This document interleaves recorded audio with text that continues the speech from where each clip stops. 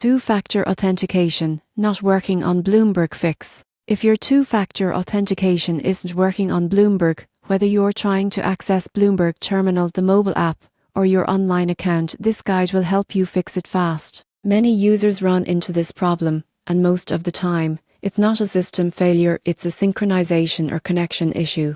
The most common reason for fails is that your device's time isn't in sync. Bloomberg uses time-based codes that must match precisely with its servers. To fix this, open your phone settings, turn on Set Time Automatically, and check that your time zone is correct. Then open your Authenticator app, tap Time Correction for codes, and hit Sync now. If you're using SIM's authentication and not receiving your codes, toggle airplane mode for a few seconds or switch from Wi-Fi to mobile data.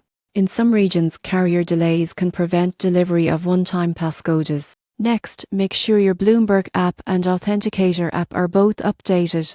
Old app versions can cause authentication errors, especially after security updates. Open your App Store and install the latest versions available. If you've changed phones, reset your device, or deleted your Authenticator app, your setup may no longer be valid. On the Bloomberg login screen, click Can't Access FA and follow the identity verification process. Once verified, you can re-enable FA on your new device. Here's a crucial reminder: always store your backup recovery codes safely. They can save you from losing access if your phone gets damaged or reset unexpectedly. So, if your two-factor authentication isn't working on Bloomberg, start by syncing your time, updating your apps, and checking your network. These quick fixes resolve the issue for most users, letting you get back to accessing the financial data and insights you rely on securely.